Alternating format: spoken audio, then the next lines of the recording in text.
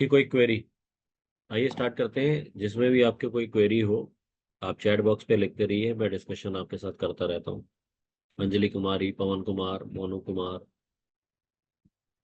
उज्जवल, जीत कुमार, आदित्य कुमार, अंकित कुमार, आकाश, फटाफट chat box में लिखिए।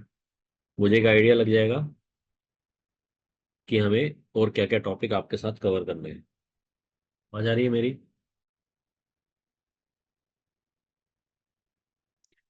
सर टीआरएन नंबर के बारे में बताएं।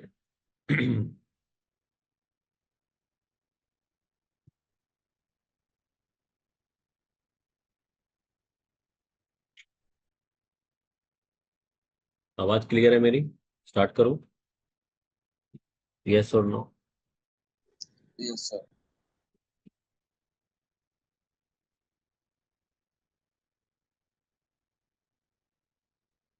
मेरी आवाज क्लियर है? मेरी वॉइस आ रही है?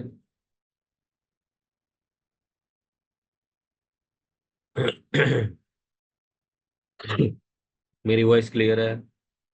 यस सर, आवाज आ ओके। रहा TRN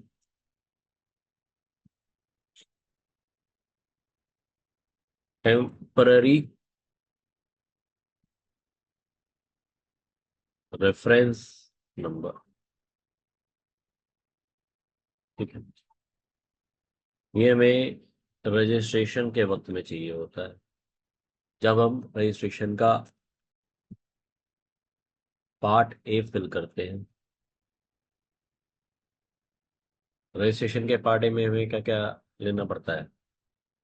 legal name as per PAN, state, district,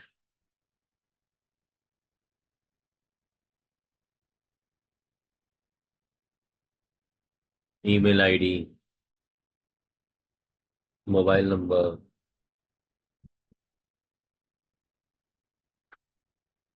यही होता है।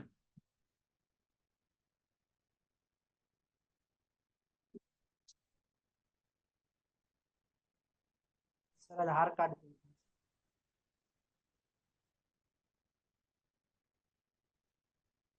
क्या यही डिटेल फिल करनी होती है? ओहो,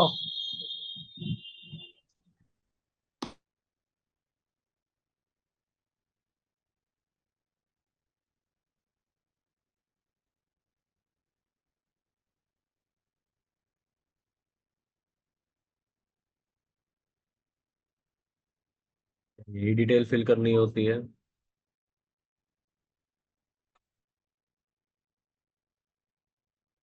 चैट बॉक्स में लिखिए।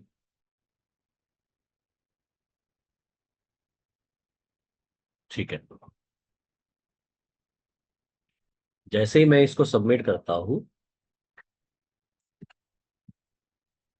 मुझे मिलता है एक टीआरएन नंबर, और टीआरएन के बाद मैं रजिस्ट्रेशन का पार्ट बी फिल करता हूँ, और जैसे इसको सबमिट करता हूँ तो मुझे क्या मिलता है?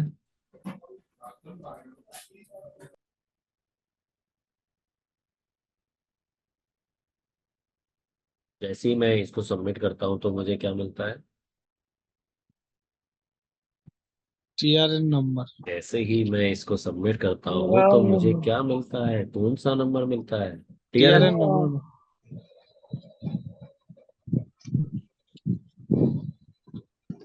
चैट बॉक्स में लिख के बताओ। आपकी कहीं ना कहीं मेरे स्पीकर में इशू हो रहा है थोड़ा। यस। A R. यहाँ तक कोई क्वेरी टीआरएन से रिलेटेड चैट बॉक्स में लिखना।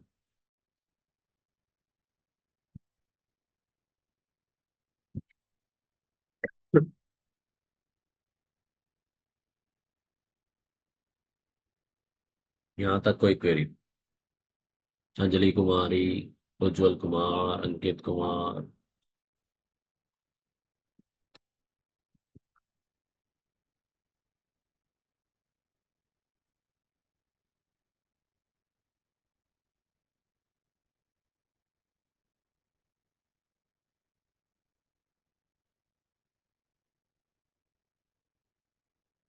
ठीक है, नेक्स्ट टॉपिक,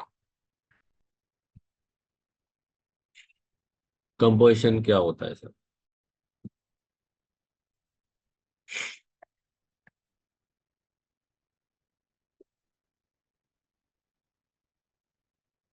कंपोजिशन स्कीम है एक, ये बताई गई है कि अगर आप गुड्स में डील करते हो और अप टू 1.5 करोड़, ठीक है, कंपोजिशन में हमने रिटर्न के बारे में कुछ देखा था, कुछ समझा था?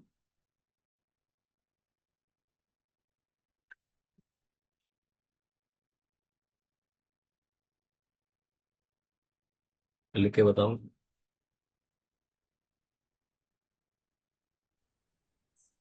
सर कंपोजिशन सर ऐसे बताया गया सर, ये छोटा बिजनेस वाले के लिए सर होता है, ये जानते हैं।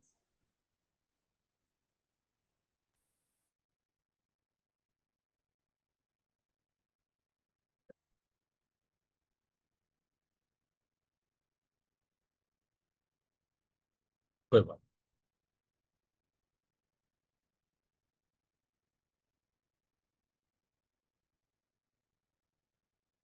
और सर्विसेज में अप टू 50 lakhs, इसका मतलब क्या हुआ कि अगर आप गुड्स में ट्रेड करते हो, आ रहा हूं पवन, बता रहा हूं आपको, अगर आप गुड्स में ट्रेड करते हो तो 1.5 करोड़ तक टर्नओवर में आप कौन सी स्कीम में रहोगे? देखो, कंपोजिशन वर्सेस होता है रेगुलर। क्या होता है? Composition versus regular. और आपको अगर कंपोजिशन में रहना है तो आप गुड्स में अगर ट्रेड करते हो तो कितनी टर्नओवर तक रह सकते हो? 1.5 करोड़ तक कंपोजिशन में रह सकता हूँ। सर्विसेज के केस में 50 लाख की लिमिट है। इतना आ गया समझ में? यस और नो? Yes sir.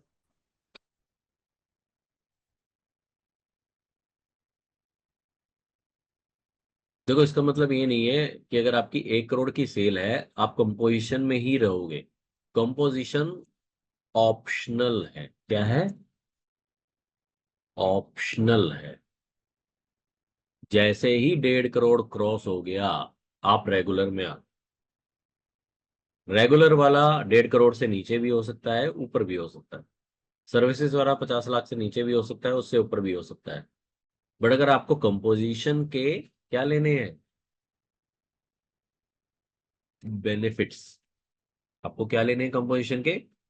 बेनिफिट्स लेने हैं, तो आपकी टर्नओवर 1.5 करोड़ तक होनी चाहिए और सर्विसेज 50 लाख तक होनी चाहिए। कितना आ गया समझ में?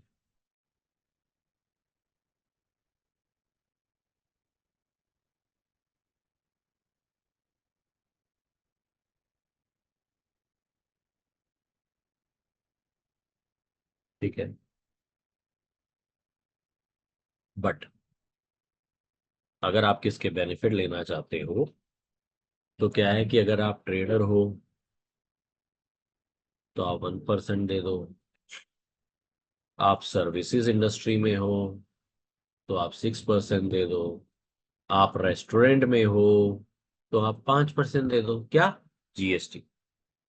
जितनी टर्नओवर होगी उसके ऊपर इतना परसेंटेज आप पे कर दो। बट आपको कोई टैक्स इनवॉइस रेज नहीं करना। जो जीएसटी होगा वो आपको अपनी पॉकेट से पे करना पड़ेगा।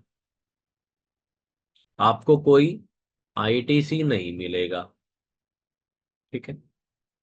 CMP 08 का एक फॉर्म होता है, वो आपको सबमिट करना पड़ेगा क्वार्टरली। इसका मतलब क्वार्टरली आपको CMP 08 फाइल करना पड़ेगा। फाइल लिख देता हूं, फाइल क्वार्टरली। इसका मतलब पेमेंट करनी पड़ेगी। कौन सी पेमेंट? जो ऊपर लिखी है मैंने, 1%, 6%, 5%। और GSTR 4 फाइल करनी पड़ेगी एनुअली। हम जीएसटीआर 3 भी फाइल करते हैं रेगुलर स्कीम में, यस और नो?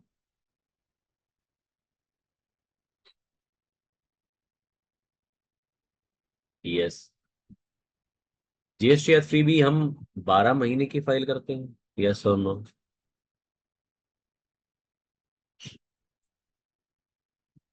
जीएसटीआर 3 भी हम 12 महीने की 12 फाइल करते हैं। अगर मैंने quarterly return monthly payment scheme opt करी है तो कितनी फाइल करूंगा? 4। आ रहा समझ में? अगर आप रेगुलर स्कीम में हो तो आपको जीएसटीआर 3 भी कितनी करनी है? 12।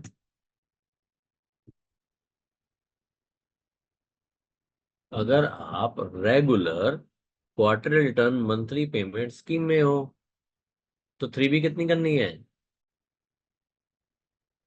बोलिए।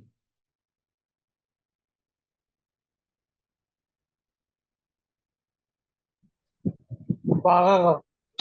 बार बार कह रहा हूँ, लिख करके बोलो। 4 क्वार्टरली रिटर्न फाइल करनी है ना, यस और नो?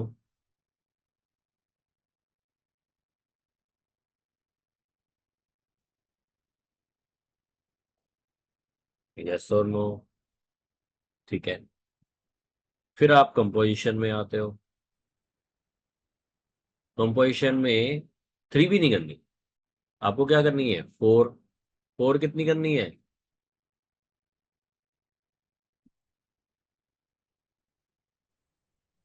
12। 4 कितनी करनी है? 12। अब आपको देखना है कि मुझे कौन सी स्कीम में जाना है।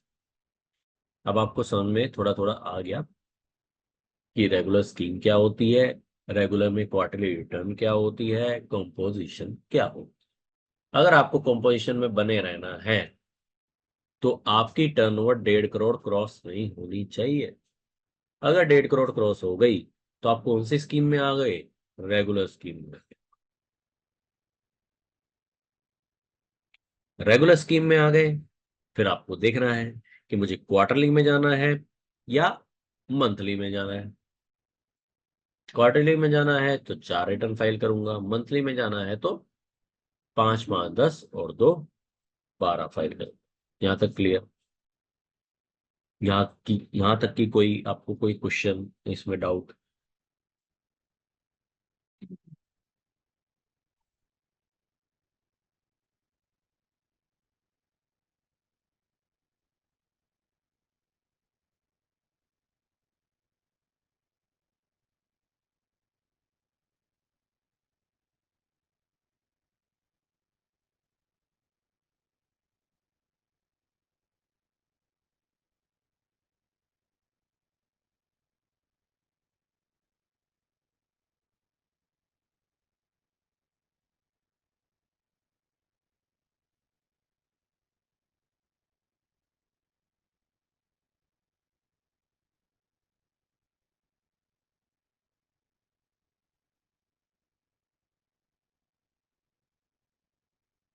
बस।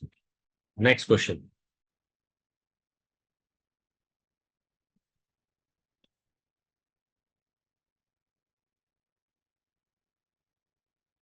आपका कोई next question? NOC. Sir NOC बनाने के लिए क्या करना पड़ता है? सर बहुत दिन एक का रजिस्ट्रेशन नहीं कर पाया हूँ एनओसी का वजह से। एनओसी का फॉर्मेट मुझसे आप ले लेना व्हाट्सएप पे, आपको व्हाट्सएप पे शेयर कर दूँ। Next question.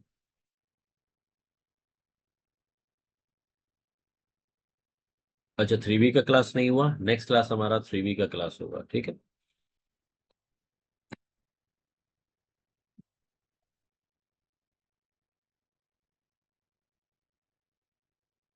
Next question.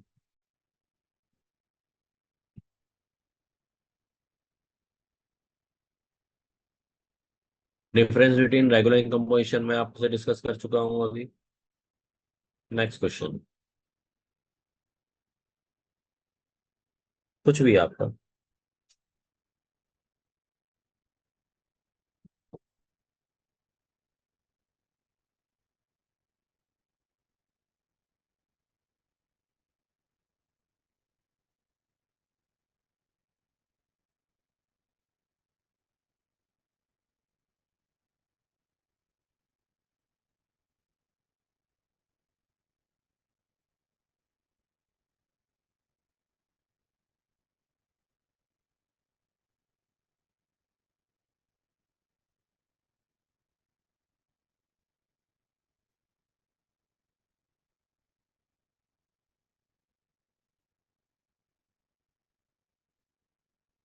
NOC का नोटरी भी करवाना पड़ता है, बिल्कुल नोटरी कराना जरूरी है। नहीं, एनओसी का नहीं कराना, एग्रीमेंट का कराना होता है, नोटरी का नहीं कराना।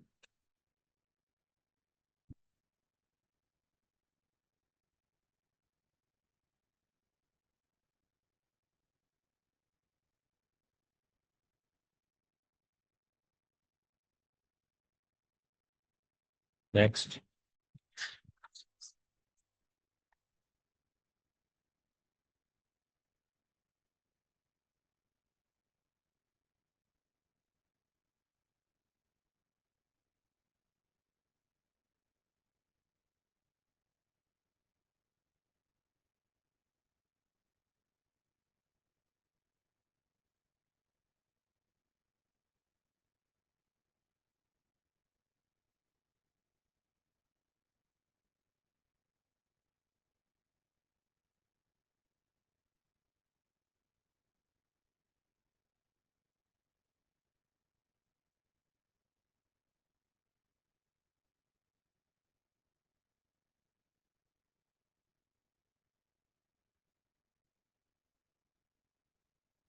एनओसी क्या है?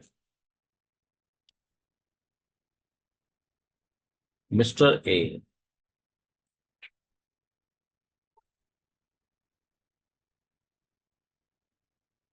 rented a premise for business to Mr. B. Who is landlord?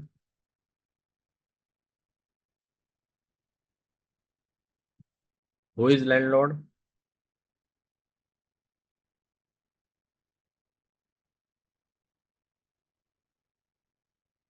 Who is landlord? हे भगवान।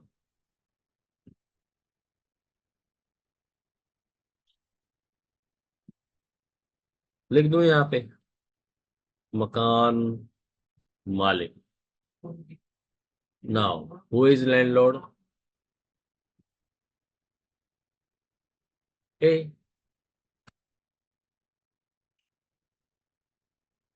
नहीं समझ में आया तो पूछो। Who is landlord?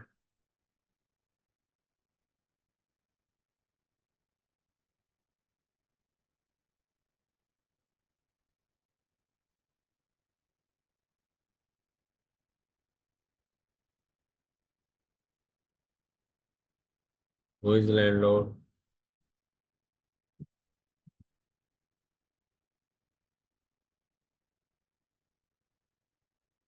फिर बी। अरे मकान मालिक कौन है? अपनी प्रेमाइसिस किसने किराए पे दी है? ए ने दी है। ए ने किसको दी है? बी को दी है। Who is tenant? किराएदार। किराएदार कौन? बी। रेंट कौन पे करेगा?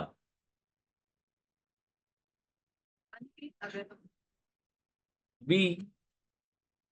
रेंटल इनकम किसकी है?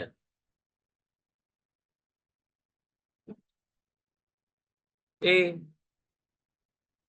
एनओसी साइन करके कौन देगा?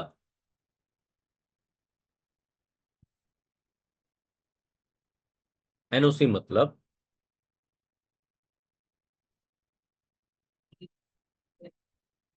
Landlord giving no objection certificate to tenant to run the business. आया समझ में कि मैंने नो ऑब्जेक्शन सर्टिफिकेट दिया है, आप यहां मेरी प्रेमाइसिस पे आप अपना बिजनेस धंधा करो। अब एनओसी साइन कौन करेगा?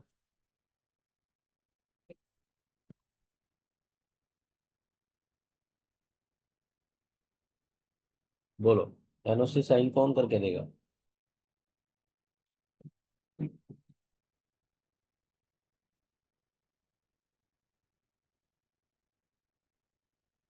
ए। उस एनओसी का यूज कौन करेगा? We, at the time of registration. अब मैंने आपको कहा था दो डॉक्यूमेंट लगाने हैं। एक, या तो रेंट एग्रीमेंट लगा दो, प्लस लेटेस्ट इलेक्ट्रिसिटी का बिल लगा दो, प्लस साथ में एनओसी लगा दो। ये अटैचमेंट मुझे लगानी पड़ती है। यहां तक कोई क्वेरी?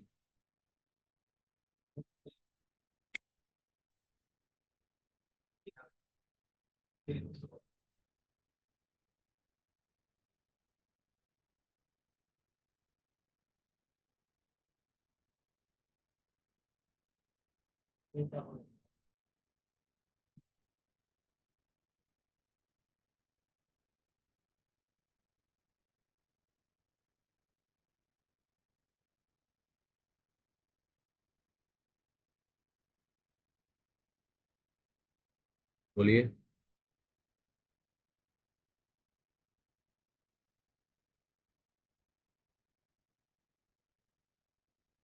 आगे सुन में एनओसी। Next query.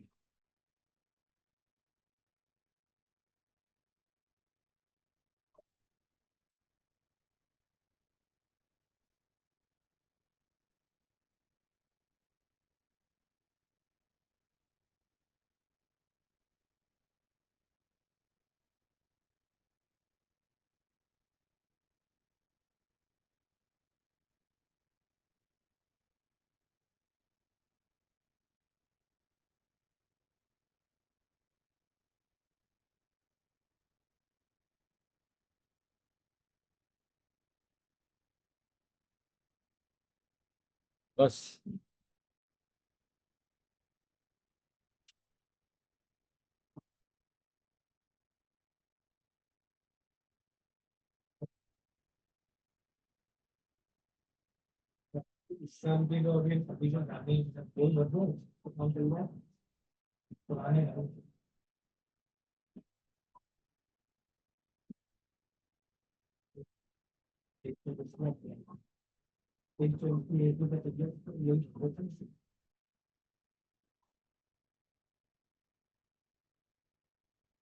मेरे फादर के नाम पर लैंड है तो भी एनओसी लेना होगा? अरे लैंड पे थोड़ी बिजनेस करोगे।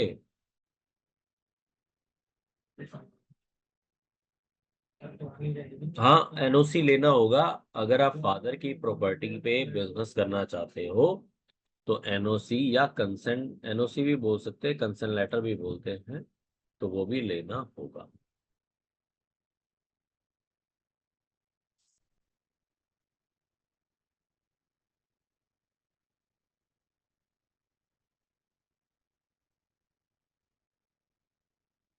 नेक्स्ट।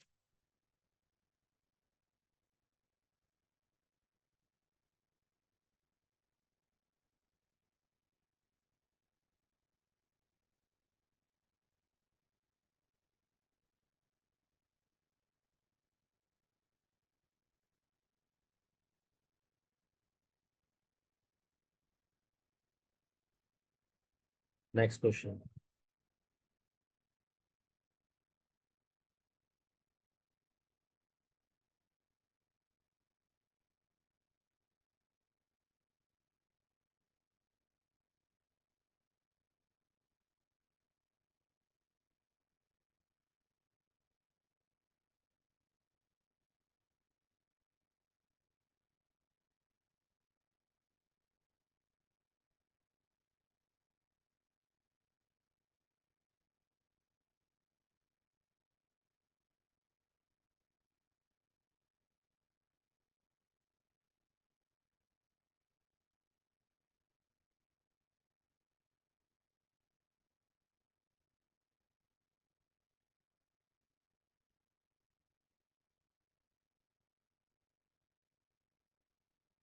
बस क्लियर है सारी क्वेरी जितना अभी तक डिस्कस हुआ?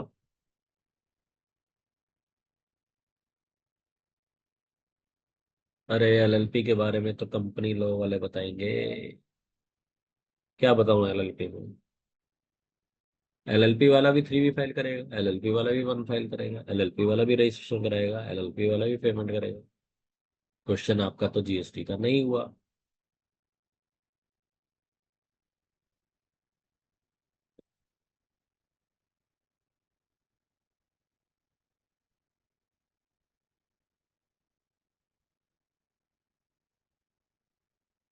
नेक्स्ट।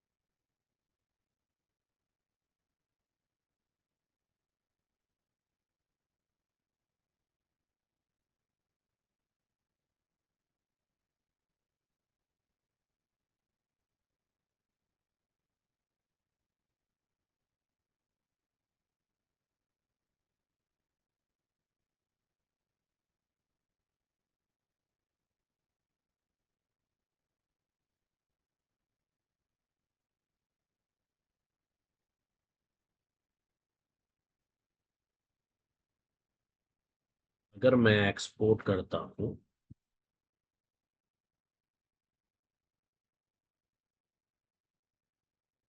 और एलयूटी वाला एक्सपोर्ट करता हूँ,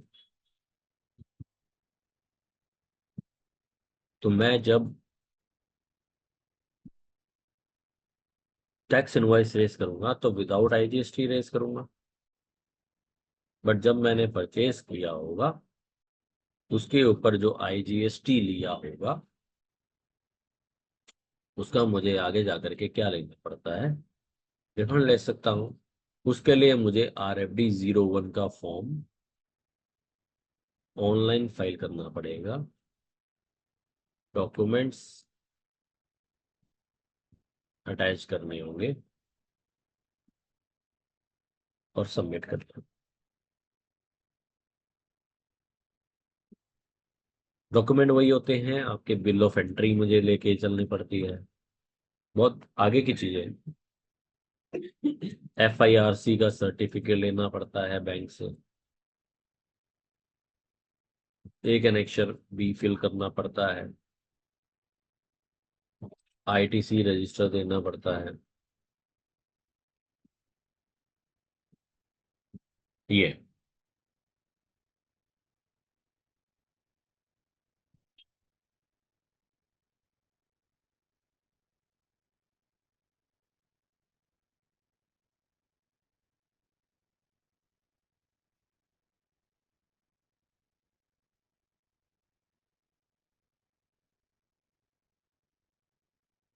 इसमें क्वेश्चन पूछते रहो अगर आपको कोई क्वेरी होगी इसमें तो।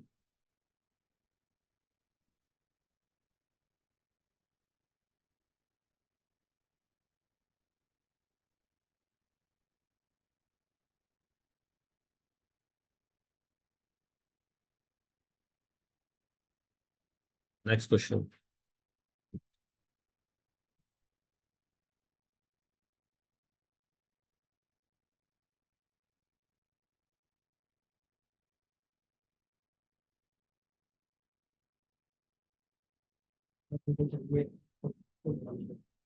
नहीं चाहिए कोई शीशा चिपकाए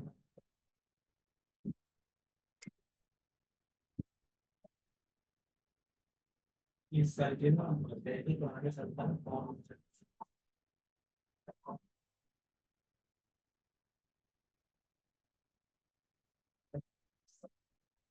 तो इतनी बड़ी है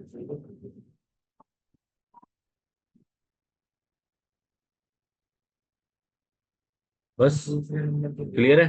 वो किससे कर अच्छा अभी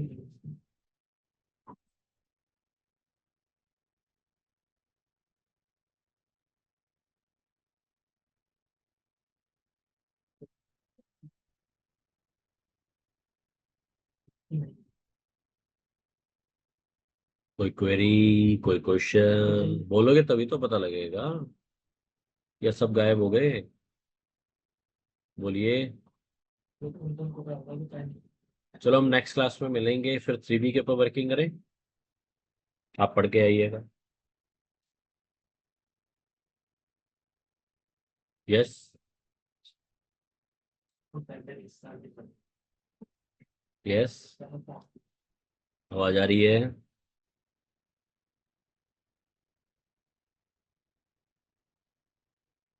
GST में रजिस्ट्रेशन करने के लिए बैंक में बिजनेस के नाम से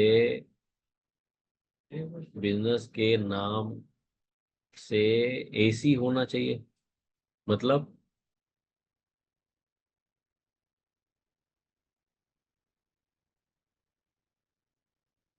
बिजनेस के नाम से RC होना चाहिए।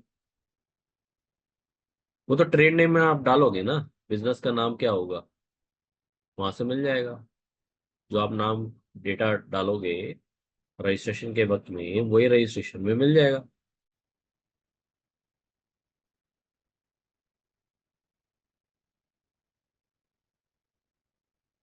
नहीं। अच्छा, अकाउंट। अकाउंट होने की जरूरत नहीं है, क्योंकि रजिस्ट्रेशन करने से पहले मेरे पास बिजनेस अकाउंट तो होगा ही नहीं। तब मैं अपना सेविंग अकाउंट का कैंसिल चेक लगा दूंगा। जब रजिस्ट्रेशन मिल जाएगा तब आप अपने करंट अकाउंट को अपडेट कर देना।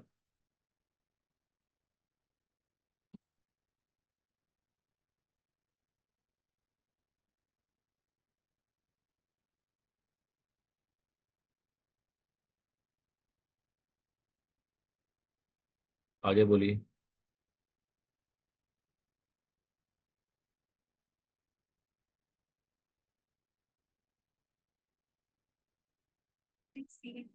आगे बोलिए।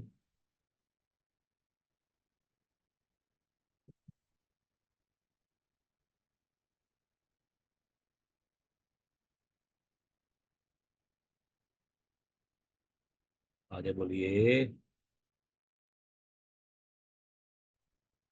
चलते रहिए ना। या हम फिर 3B के ऊपर प्रिंसिपल प्लेस ऑफ बिजनेस क्या होता है, ये तो मैं आपको बता चुका हूँ उज्जवल। रजिस्ट्रेशन वाली क्लास में फिर दोबारा उसको रीड करो जा करके। प्रिंसिपल प्लेस ऑफ बिजनेस तो वही होता है ना जिस प्लेस से मैं काम करता हूँ।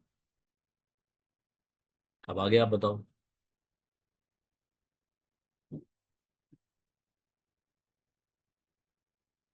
आगे आप बताओ।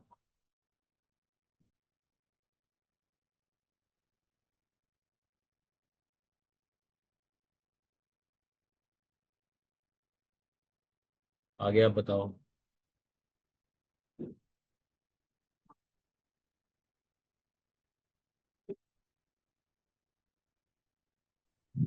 Enggak bakal. आगे बताओ।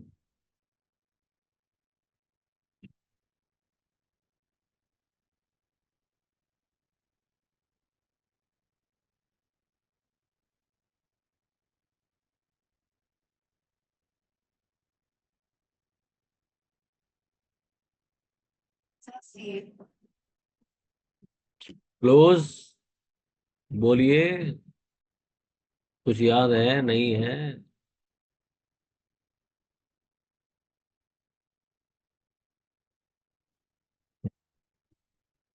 कोई है अवेलेबल?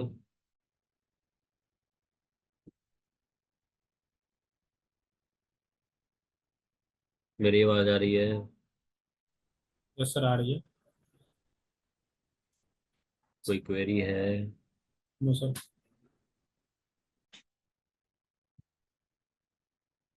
नेक्स्ट क्लास में आएंगे ना, तो क्वेरी की 5-7 क्वेरी जरूर लेके आएंगे। प्रोप्राइटरशिप बिजनेस क्या होता है? ये तो ज्यादा ही हो गया। प्रोप्राइटरशिप बिजनेस क्या होता है? कौन सा बिजनेस करना चाहते हो?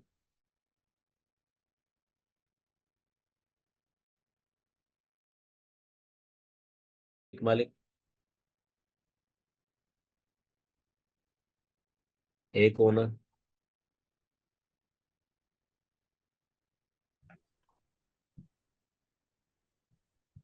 Kalau makannya abang.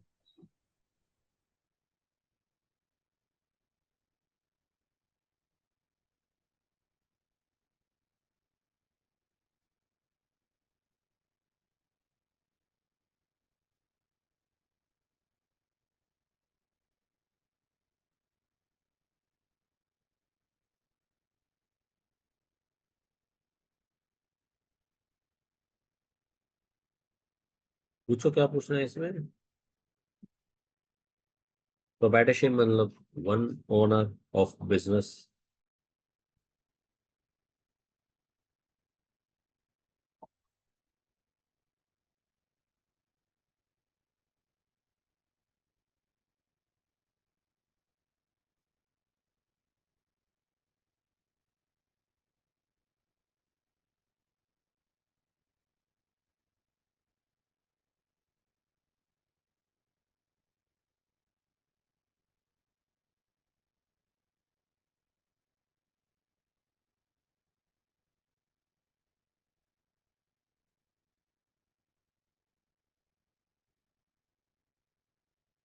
ठीक है,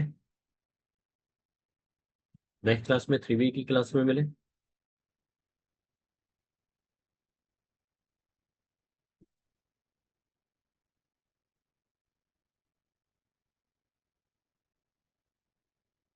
बोलिए।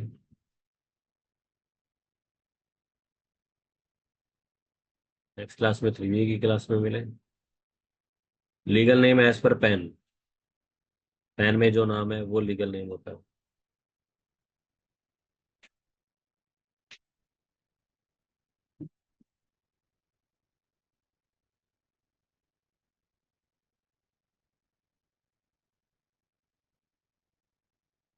ठीक है, एक एक आदमी 5 5 क्वेश्चन जरूर लेके आएगा नेक्स्ट क्लास से, वो भी डिस्कस करेंगे। चलो बाय।